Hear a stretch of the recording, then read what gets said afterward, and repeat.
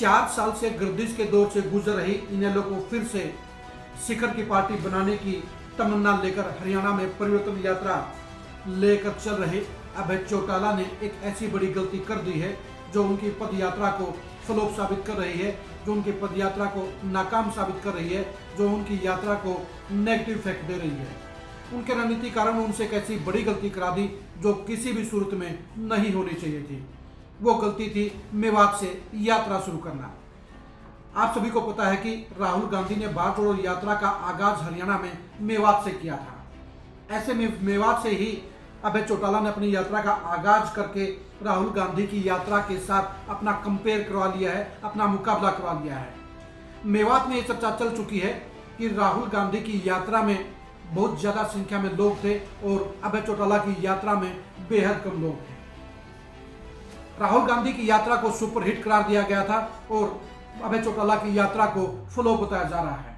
यह चर्चा पूरे मेवात के आम लोगों में है कि जिस देवलाल परिवार का मेवात में दबदबा रहता था, डंका बजता था, वहां पर अभय चौटाला के साथ में सैकड़ों की संख्या में लोग भी नहीं है। अभय चौटाला की यात्रा के साथ राहुल गांधी की यात्रा का मुकाबला होना, तुलना होना अभय चौटाला के लिए सबसे बड़ा नुकसान है। अगर अभय चौटाला ने यह यात्रा किसी दूसरी जगह से शुरू की होती तो उनका ये कंपेयर नहीं होता, उनकी तुलना नहीं होती और अभय चौटाला की यात्रा शुरुआत से ही नेगेटिविटी का शिकार नहीं होती। अभय चौटाला ने यह सोचा था कि मेवात से उन्हें बड़ा जन समर्थन मिलेगा।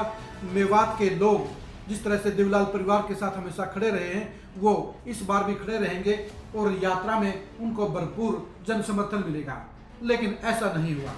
इसके 2 कारण रहे। पहला, मैनेजमेंट की कमी।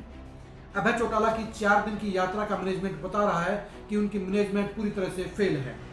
अभय चौटाला के साथ इसमें हरियाणा में 5-10 हज़ार तो वर्करों की फौज है, लेकिन इस फौज को वो अपनी यात्रा में इस्तेमाल करने में नाकाम रहे हैं। अभय चौटाला की अगर मैनेजमेंट बेहतर होती तो उनके साथ में 1000-2000 लोग साथ चलते, जिससे यात्रा एक जन सैलाब के तौर पर नजर आती और यात्रा को कामयाब बताया जाता। राहुल गांधी की यात्रा में भी बाहर से लोग ज्यादा आए थे और उनके साथ 2-3 हज़ार लोग हर समय चल रहे थे। इसलिए राहुल गांधी की यात्रा तो एक बेटर मैनेजमेंट के चलते सफल करार दे दी गई, लेकिन फेल मैनेजमेंट के चलते अभय चौटाला की यात्रा 4 दिन में ही फ्लॉप साबित हो रही है। अभय चौटाला की मैनेजमेंट फेल होने के कारण ही उनकी यात्रा को मीडिया में वो रिस्पॉन्स और जगह नहीं मिल रही है जो मिलनी चाहिए थी। राहुल गांधी की यात्रा को सोशल मीडिया पर जोरदार प्रचार मिला। उनको यात्रा को पूरा लाइव दिखाया गया। उनके साथ में सैकड़ों की संख्या में सोशल मीडिया के चैनल, राष्ट्रीय चैनल और रीजनल चैनलों के अलावा अखबारों के रिपोर्टर भी साथ साथ कवर कर रहे थे। लेकिन अभय चौटाला की यात्रा को लेकर पूरी मीडिया में किसी तरह की कोई पॉजिटिविटी नहीं है, कोई क्रेज नहीं है और उनकी यात्रा को कवरेज करने के लिए प्लेटफॉर्म नहीं पहुंच रहे हैं। मेवात से यात्रा शुरू करके अभय चौटाला ने बड़ी गलती की है। अब इस कमी के कारण ही अभय चौटाला के लिए अब दोबारा से यात्रा को मैनेज करना होगा। अभय चौटाला को पहले ही पता था कि उनकी यात्रा में रिस्पॉन्स कम रहेगा, तो ऐसे में उन्हें बाहर से अपने वर्करों को लाकर यात्रा को सफल बनाना चाहिए था, लेकिन वो ऐसा नहीं कर पाए। इसीलिए उनकी यात्रा में दर्जनों की संख्या में लोग नजर आ रहे हैं। अगर अभय चौटाला अपनी यात्रा को सफल करना चाहते हैं तो उन्हें अपनी मैनेजमेंट को नए सिरे से खड़ा करना होगा। उनकी यात्रा को बड़े मैसेज में बदलने के लिए उन्हें मीडिया को मैनेज करना होगा, उन्हें अपनी यात्रा में ज़्यादा लोगों को शामिल करना होगा और यात्रा को बेहतर तरीके से चलाना होगा। अभय चौटाला अब तक अपनी बॉडी लैंग्वेज के तौर पर भी अपनी यात्रा में ज़्यादा पॉजिटिव नजर नहीं आए। आप आज की इन फोटो को देखिए, इन फोटो में आपको काफ़ी संख्या में बच्चे भी नजर आएंगे। यानी देवलाल परिवार के लिए हालात ऐसा हो गए हैं कि उन्हें अपनी यात्रा को सफल बनाने के लिए बच्चों का सहारा लेना पड़ रहा है। इसके बाद बाकी के फोटो में आप देखिए, आपको ना तो भीड़ नजर आएगी और ना ही आपको अभय चौटाला के चेहरे पर जोश और खरोश नजर आएगा। यानी अभय चौटाला खुद भी 4 दिन में थकने लगे हैं। उनकी आप शक्ल को देखिए, उनके आप हाव भाव को देखिए, इससे साफ जाहिर हो जाएगा कि अभय चौटाला 4 दिन की यात्रा में ही थकने लगे हैं, उनके साथी थकने लगे हैं और उनके साथ में लोगों का जुड़ाव नहीं हो रहा है। वर्करों की बेहद संख्या के चलते ही अभय चौटाला के लिए यात्रा में बड़ा मजमा लगाना नामुमकिन हो गया है।